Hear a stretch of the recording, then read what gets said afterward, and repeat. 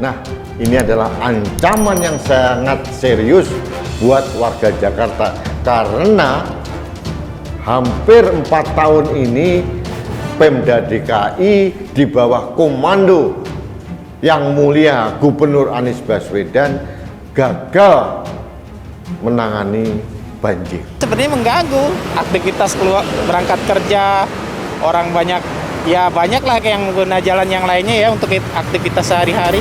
Setiap penutupannya kembali itu dia kurang rapih gitu. Jadi ada kekhawatiran bagi pengguna jalan itu kalau mungkin lagi konsentrasi lagi kurang, takutnya ya gitulah terjadi sesuatu yang nggak diinginkan. Ya, dilipih dan sebagainya. Kenapa? Karena tidak disadarinya kecepatan turunnya hujan dalam hubungan dengan kelambatan resapan air di dalam tanah.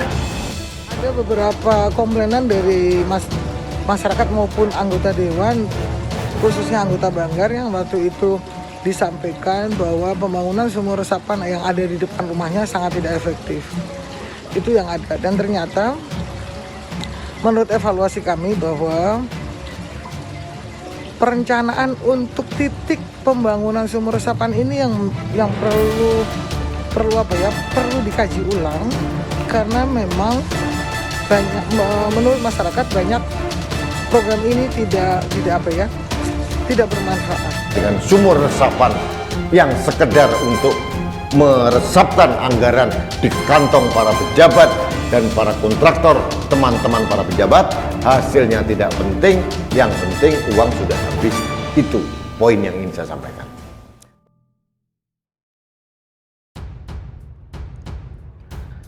Jurus tangkal banjir Anies Baswedan dibedah, isinya bikin kaget.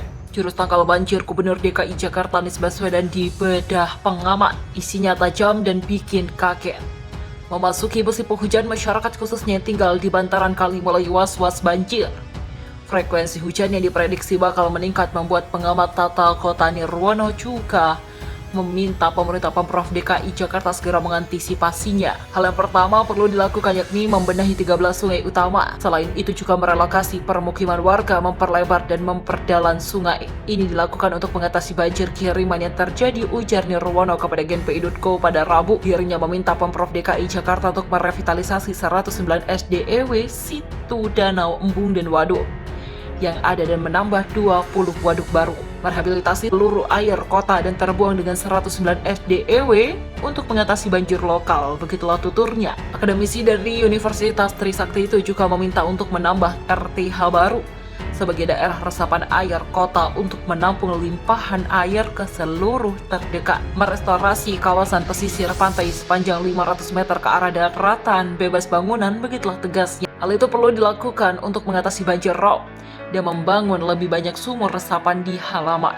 Program sumur resapan pada Anggaran Pendapatan dan Belanja Daerah atau APBD DKI Jakarta 2022 dicoret dalam rapat Badan Anggaran atau Banggar yang berlangsung pada Rabu 24 November 2021 lalu. Penghapusan anggaran sumur resapan diketok oleh Ketua DPRD DKI Jakarta sekaligus Ketua Banggar Prasetyo Edi Marsudi dalam rapat tersebut. Ketua Komisi di DPRD DKI Jakarta Ida Mahmuda mengatakan anggaran untuk sumur resapan dihapus karena sejumlah anggota Banggar menilai pembangunan sumur resapan tidak efektif.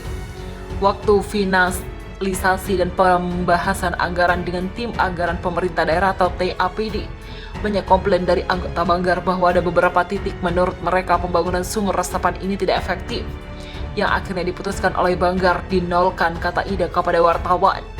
Ida menjelaskan saat pembahasan Komisi D dengan Dinas Sumber Daya atau SDA Jakarta, anggaran untuk sumber resapan yang disetujui yakni 122 miliar rupiah. Sebelumnya Pemprov DKI Jakarta sempat mengusulkan anggaran untuk sumur resapan untuk 2022 sebesar 330 miliar rupiah yang kemudian dibahas di Komisi D dan dipangkas menjadi 122 miliar rupiah. Sementara itu, Wakil Ketua Komisi di DPRD DKI Jakarta Nova Harifan Palo menegaskan bahwa anggaran sumur resapan tersebut dicoret saat rapat Banggar. Dinolkan dari forum Banggar kemarin kalau di Komisi D dan kita sudah kurangi jadi 122 miliar rupiah.